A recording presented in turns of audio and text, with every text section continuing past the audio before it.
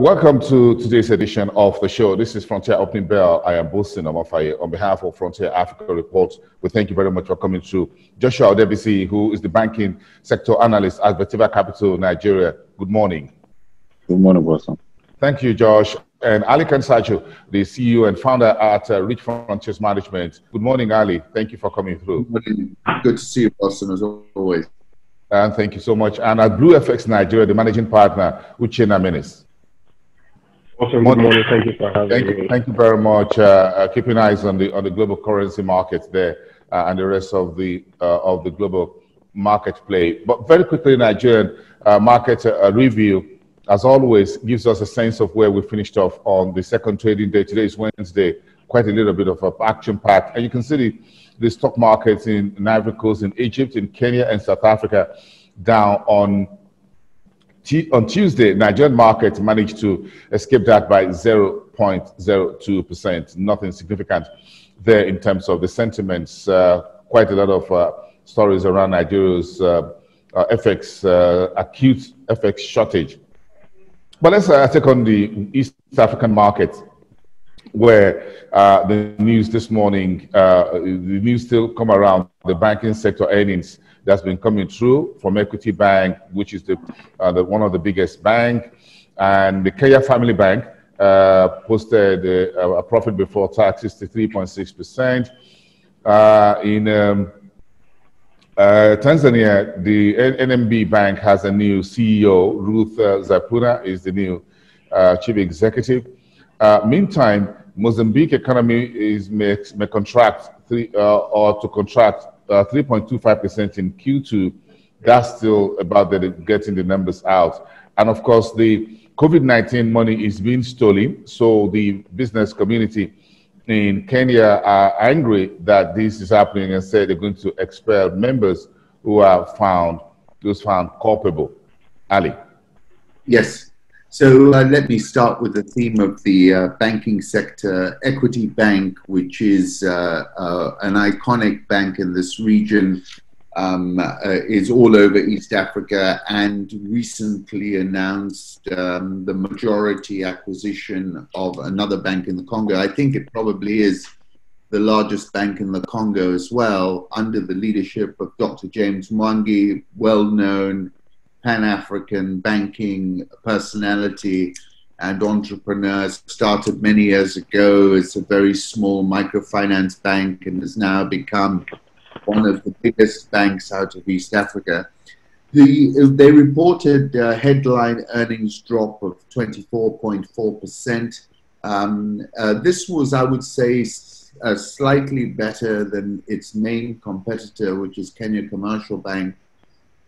Gross non-performing loans, which is what everyone is looking at, was above $400 million. But interestingly, the net NPL figure was actually very low. So it tells me that they've been very aggressive in collateral management and exposure management. And I think, therefore, overall, the market will take these results reasonably well. But the problem, Bosin, remains, and this is a phenomenon for the banking sector across the continent, is the economic slowdown is really beginning to bite. And for now, I'm not seeing any V-shaped recovery which would lift this gloom off the bank. So I think, investors still have not priced in the longevity of this slowdown, and therefore that will add further pressure to the banking stocks. Family Bank, which you touched on, is not listed at the stock exchange, and really those results plus 63.6% in 2020 is probably an outlier anywhere in the world for the banking sector, but it's really a consequence of having had a torrid 2018 and 2019, having tidied up the books, changed the management. So this is a rebound off a very low base. And I think the NSE I saw was getting excited yesterday, and people are looking for Family Bank now to list at the Nairobi Securities Exchange. There's been a drought of listings, and the NSE would like, I think, some action on that front, and Family Bank might well provide it. NMB Tanzania, big bank in Tanzania, was once had a big, Rabobank had a big stake in them a long time ago. Change at the top, ladies from Standard Chartered, very safe pair of hands.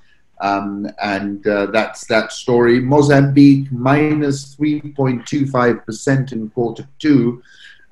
There are plenty of things happening in Mozambique. As you know, you've got this massive LNG play. You've had the US Export-Import Bank basically back that play with about $5 billion, looking to compete with the Chinese in that space. And then you've got this raging Islamic insurgency in the north, in Cabo Delgado province, where the gas is. A lot of it is bordering on the border with Tanzania. And there's been talk there of either an intervention by the Angolans because of the commonality of the language, or the South Africans, the Russians, tried, but then took the only place they've run away from, it seems to me, that's they took off in pretty short order. And finally, the story of COVID-19 in Kenya. This is a terrible story, really. Jack Ma apparently gifted Kenya alongside many other African countries, but in Kenya's case, PPE equipment, all kinds of stuff, valued at about $440 million. And the story is that all of this stuff was sold to Tanzania, and people basically profiteered from it. And there's a lot of unhappiness right now in the country about this behavior, which really was egregious. And the question is, what will be done about it? It seems that they're very well connected, as they'd have to be, to pull off such a heist. But make no mistake, it's a heist of monstrous proportions. I agree with you, and of very, not just a financial proportion, but also human proportion when you look at what the human problems we have on our hands, and a few folks taking advantage of that. Thank you, Ali. Good morning, Kayode Jebo, the CEO at Afrinvest Securities. It's good to have you on the show today. Good morning. Good morning. Thank you so much.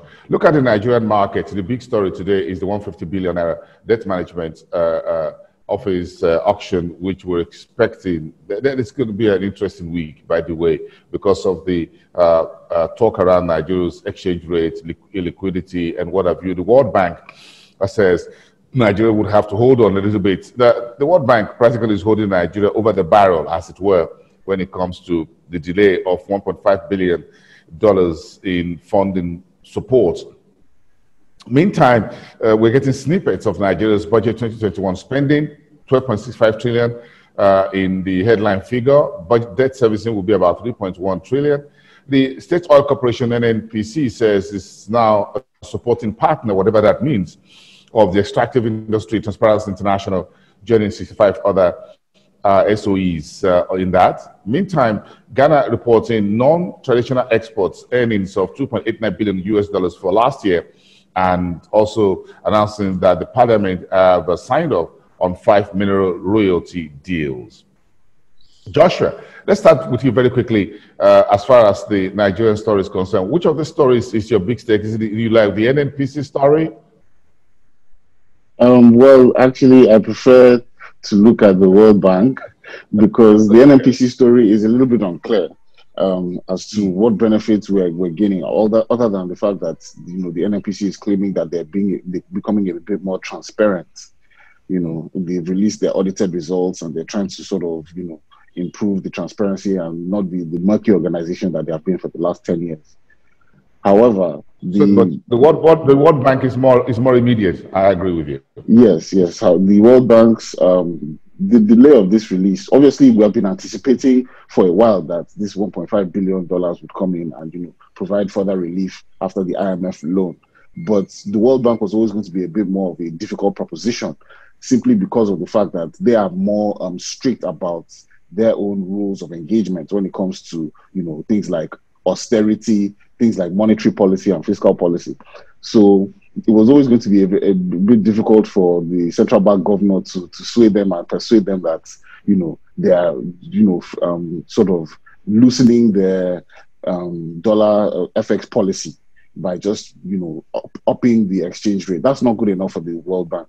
The World Bank, if they have their way, would prefer Nigeria to float the exchange rate completely and to completely pull back from all these little controls and just relax measures and open up the market. But we know that the immediate effect of that would be a pretty significant spike in the cost of dollar. And obviously, the thing is, when you look at what Goldman Sachs has pegged our naira at in terms of value, they claim it should be closer to 550. Then you can see that is the expectation that international investors have. So when a big company like Goldman Sachs comes out and says, this is essentially what we're valuing this currency as, then international investors are going to say, well, why should I buy, at the current rates when in reality the real value is much lower? And so that is going to have a very big impact on investors coming back into the country unless we see, an improvement in oil receipts in the near term. And we know that OPEC, are meeting soon. But I don't think that that's going to have really much of an effect. We don't see oil prices going up above, the $75 that we really need in order to improve our oil receipts and get us back into a positive. So we're in a little bit of trouble in that sense. So even the October deadline or the October expectation for this World Bank loan might be a bit unrealistic if we're being honest with ourselves. I agree with you. It looks like we have our back against the wall, as it were, right now. Uchenna, what do you think about that? I think I totally agree with Joshua highlighting the necessary should I say protocols that needs to be in place for the World Bank to come in. But very importantly, the reality is that do we have the capacity to adjust to meet these requirements? I don't think we do. The short-term impact in terms of floating the currency or trying to make it even, should I say, viable enough for the World Bank to provide this debt is entirely almost not realistic or should I say feasible. So I think we're going to be looking to politically look for the best way to mediate receiving this fund. But I think in the near term, immediate term, it's really looking far-fetched at the moment. A little bit far-fetched. Adejebo, where do you think the conversation is right now? The situation of FX supply in Nigeria, we're going to resume international flights in about 2 weeks from now, the 29th of August. How much further pressure do you think Nigeria will be under when it comes to its FX liquidity? Yes, I think it's unimaginable the further pressure would see at the parallel market. CBN have continued to make that assurance, and we've not seen that backed up with action. And the sad thing is that the FPI that even provide the support for the external reserves, we know we've lost the FDI guys. May not, once they leave the system, may take them longer years. I know you're aware of this Bloomberg article that Nigeria is the only country that is experiencing a major capital control within the last 5 years, and also a recession. So this, and we need this support to create liquidity. We know in terms of our remittances, yes, it's significant, but most of them now route their remittances through the unofficial market because of that wide gap. So it's really very saddening that it's also the same set of officials or those actors that managed the 2016 crisis and resolved it. And it's sad that it's also still recurring now. Limits on cards have been reduced significantly. Most credit lines will be taken off from banks. And it's really the magnitude, the impact is significant on our economy because we rely on trades. We still import a lot, no matter how we place tariff to encourage domestic production. If we don't get it right in our house and set that environment that would enable most of these companies to produce at low cost, competitive costs, then I think we are just playing that mouth game of just discussing on the surface, and we would not see any major impact. Once they resume that, we expect that shock would, there will be more devaluation at that segment of the market. And the CBN playing that the ostrich game, we now have to step up and start that supply. But it always costs more, so we would expect that there will be more depreciation or devaluation of the naira with this delay compared to the amount of devaluation that we would have done, assuming we acted fast enough. Well, it looks like a very tough line here, because if we throw the market open as it were, float it $1.5 billion from the World Bank, I'm not sure that will be enough to mitigate the immediate shock that will give the naira. So $1.5 billion won't do it. $5 billion may just about scratch the surface, considering the volume of what we had on the ground on field demand for the FX market. So whichever way is a very tough one for Nigeria. Anything that will get Nigeria to float now will not be in anything in the region of between 8 to 10 billion US dollars. And that's the home truth. But let's go on to talk about the Southern African market quickly. Where today the news is out that the new CEO and president of the organization will resume on the 1st of September. Of course, he's the current chief financial officer, but of course will step into the shoes of the current CEO who is leaving the organization and moving back to the UK, according to previous announcement from the telco giant. Meantime, yesterday, Sasol and Sogo Hotels, Sun Hotels, dragged the GSE. Standard Bank, we're looking at the interim 2020 announcement tomorrow, which is the 20th of August. ABSA Group says it's facing out checks. No one is making demands for it. So it says, why just scrap it all together? That'll be the end of this year. Zimbabwe stock market is in a very, it's down 21% as FPI has cut major holdings. We had an interview yesterday evening with the chief economic advisor to the Ministry of Finance in Zimbabwe, and told us that the country is putting together a 2-year national development plan. That's a new document. And of course, the food poverty index is now at $1,329 per Zimbabwean. Ali. Yes, so let me start with the Johannesburg Stock Exchange, Sasol. We were speaking about that in yesterday's show. This is a very big restructuring exercise. They divested some assets in North America, but there's a lot more to be done here. And this is a part of what has to be done in the parastatal sector in South Africa, and something one would have hoped Cyril Ramaphosa would have felt qualified and invested to fix. But so far, I would say that they've gone a little bit more slowly than most people would have liked. Sogo, look, tourism in Africa is in big trouble. In South Africa in particular, they've had this very hard lockdown, which is now easing up. They're allowing South Africans to move around the country for the first time under this level 2 scenario, but they have not opened up international flights.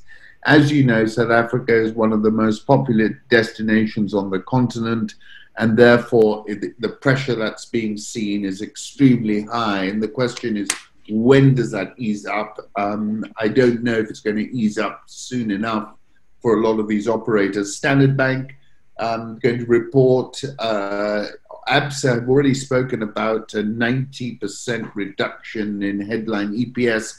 Standard Bank, I think, is more resilient and has spoken of a 40 to 50% reduction. So everyone will be keenly looking at that. And it will also give us an insight into the continent, because they got so many franchises dotted all around Africa. Zimbabwe Stock Exchange, what can I say? I mean, you know, this was, in percentage terms, the best performing stock market other than Caracas, of course. About 700% before they shut it down, but it was used as a currency hedging instrument, frankly. because of the enormous devaluation that was being witnessed in the currency. People were using it as a safe haven to protect against devaluation. Then you had the shutdown. Now you've had the reopening, and it's a Hotel California moment, right? You know, you can't get out, and it's $2.1 million of sales that have driven it down 21%. I listened, funnily enough, to your program yesterday from the Zimbabwean advisor, and my concern there is you can have the best plan in the world, but you know, Zimbabwe to me is a laboratory experiment, and I think, you know, really Mali for me is the precursor of what's going to happen there, because it's just not adding up anymore to me. Very interesting. Thank you, Ali. Uchenna, where are we today in terms of outlook on the OPEC joint ministerial meeting and what Nigeria and what the story is? Libya, one of the commanders there says the oil exports can resume. We don't know whether OPEC will take that on board yet. Right. I think right now the bloc is going to be looking to mitigate that risk in terms of not looking to flood the market too soon. So basically, they have looked to reduce the relaxation when it comes to production cuts, and also have reached out to laggers like Iraq, Kazakhstan, and Nigeria and Angola to sort of look to commit beyond other OPEC members in terms of their production goal, because during the time other member countries were cutting their production, a lot of these nations did not meet their quota, their production quota. I think this meeting is going to center around more like monitoring and controlling. Really don't want to be too aggressive with any sort of policy. You don't want to increase production at the same time, and also consider the should I say global slowdown in terms of economic activity, which directly affects demand. I think they will also consider and try to factor in the supply of Libya into the mix. But however, I think generally speaking, I don't expect anything aggressive from OPEC in this coming meeting. I think it's just going to be a sort of overview and monitoring and controlling in that regard. Joshua, what are you sniffing around and getting about the big banks yet to report their third quarter earnings? What's going on? Well, okay, so the H1 earnings, usually this is actually par for the course for a lot of these banks. If we look historically, last year, I think your big banks, your GT and your Zenith, didn't release until around this time, between the 18th and the 21st of August. So I think that's the expectation again. So either by Friday, which would be very inconvenient for me because I would have to work all weekend, or by Monday we'll see all these banks releasing. I understand. Yeah, so, and the issue is that when these five big banks report, they're going to come in torrents, one after the other. UBA, exactly. Zenith, Access, GT. So it's going to just be a whole lot of work. And of course, the books usually look very heavy. So in terms of what they will have to report. But what would you be looking out for when they turn in these numbers, when they start putting these reports out? What would you be key headlines items you'll be looking out for? The most important things I'll be looking out for, of course, would be first of all, MPLs. We want to see whether the asset quality has worsened significantly. That's one thing that everybody is really anticipating. And then your interest income and your non-interest income items. So, and then interest expense, because all these things will give us an indication. And then finally, loan book.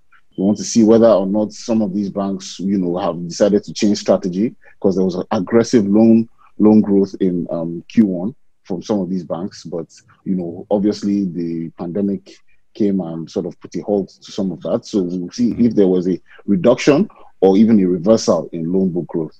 Those are your big things. What about FX? Would that be a major considered line item? Yeah, so it will fall under non-interest income, because I know that obviously FCMB did some pretty good business in terms of FX, and they're even expecting, to record some more growth in that in the second half.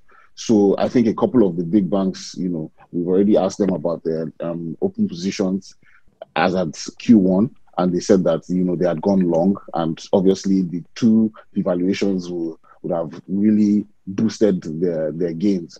in that sense. So I think we might see, some of that recorded in non-interest income. Adeji, what's your outlook on the market today as the DMO brings 150 billion naira papers on Market Street?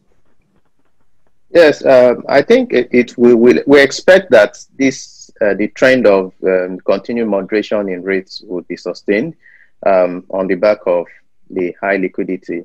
And even for a lot of the fund managers now, we can see them, they're trying to trade at the longer end of the curve for them to be able to enjoy any potential moderation in yields. So we've seen that improve activity at that end of the curve. So where it will also be oversubscribed, and because for most even fund managers have moved significantly away from the short-term instruments, the likes of T-bills, and they're focusing more on longer-term bonds because sometimes also present opportunity to take capital on the back of expected lower yields where we've been seeing in the market. And for most of the active portfolio managers, they trade also within that long-term space because of the opportunity for arbitrage income. So we expect, but we don't expect a decline related to what we saw at the last auction, with the sharp drop across the 4 securities that were issued. So we feel that it should taper a bit, and investors too should, for most of the fund managers, will be a bit cautious in terms of bid rates. And because we've been also in the market that there've been a lot of structured products that have also absorbing a bit of those funds. There are also in the pipeline that some of them are also trying to key into. Okay, it's going to be interesting to see what the result looks like between today and tomorrow, and of course the matured treasuries from the central bank, which is Thursday. So it's going to be interesting to have these conversations tomorrow around our own Market Street. But looking at the North African market, I'm sure the Libyan story is one news that you cannot discount. What happens today is anyone's guess what the OPEC Joint Committee monetary meeting will do. But in other news within that market, the Thursday tomorrow, the Egyptian Stock Exchange will be off to celebrate Islamic New Year. That takes us effectively until early next week when you get the Egyptian market back on track. The ICT sector, however, posted a growth rate of 15.2% between the 2019-2020 period. And Algeria may see a recession of 5.2% this year, according to the IMF. And of course, the country is looking to activate economic emergency, just as South Africa also overnight announced the new guidelines for all public institutions on how to prepare budget, tame fiscal deficit, and prevent South Africa's the fiscal deficit expanding to as much as 140% of the GDP by the year in the next 10 years. Ali, you want to give us the final word here on the North African markets? So let me just firstly touch on OPEC quickly. I mean, if you told me when we had negative prices that OPEC would manage to engineer such a rebound into the 40s, I would have not believed it. So I think I've got to give credit to OPEC in a scenario where you're managing demand destruction of the scale that we've witnessed. I think they've actually performed quite well. ICT in Egypt plus 15.2%. This is the story of the world today. Software is eating the world. You just look at the valuation of the S&P 500. It's just pharma and software. And that phenomenon you're seeing, that's incredible, plus 15.2% in the current environment. Lastly, let me leave you with Algeria, which we don't touch on that often, minus 5.2%. There is a big issue in Algeria. They've run down what were over $100 billion worth of FX reserves. you know, they're going to need a lot of help going forward. And then, of course, you had the political turmoil last year, which has still not been resolved. Do you remember they were on the streets practically every week in Algiers? So it's worth keeping an eye on that economy as well. Great. Thank you so much, Ali. Uchenna, a final one from you, 30 seconds. Do you have any idea what will be in the Fed meeting, minutes meeting to be released 2 p.m. Eastern today? No, I think it's just going to be reiteration of the policy, really. I think at this point, it's just the cautious look of the Federal Reserve is always going to be there to support the market for any form of, should I say, in any form of variable that will hit the market in any way. I think that will be what will be reiterated, really.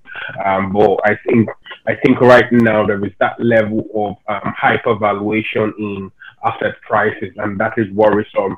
We can see Tesla trading at levels that are literally ridiculous if you want to compare based on their PE ratios or anything, basically any fundamental, really. They are actually by the way, the Tesla chief executive is now he's got his own ranking up yesterday by about $8 billion US, so it's a lot bigger. Okay, yeah, so that's what is basically the issue right now, you know, and they have to worry that, yes, although they try to step into the market to avoid any form of dysfunctionality, or however, they have caused some skewed level into some overvaluation basically in asset prices, and that is something they really need to consider. We go on being this aggressive and continue to cause such level of valuation, or do we really tone that down? I think the question is going to be Washington Federal Reserve and basically how they can balance that out, really. Interesting. Thank you, Uchenna. Joshua, do you think there will be significant price uptick for the shares of these big five when they release their earnings over the next couple of days? Well, so long as they're not negative earnings, I think yes, we will see some pretty significant buy-ins, but this will be from local investors mostly, because internationals are not going to be swayed by even, you know, very strong positive results, because, you know, the dollar is still their main issue. Yeah, the dollar is still in everyone's crosshairs. Thank you so much. Ayodeji, keep an eye on the market also for us. We appreciate your time, everyone. Ali Kansachu at Rich Frontiers Management, thank you so much. Ayodeji Ebo at Afrinvest Securities, Joshua Debisi at Vertiva Capital, and of course from BlueFX Nigeria, Uchenna Minis. Thank you, everyone. We appreciate your time on the show today. As always, we'll see you again tomorrow. Have a great day.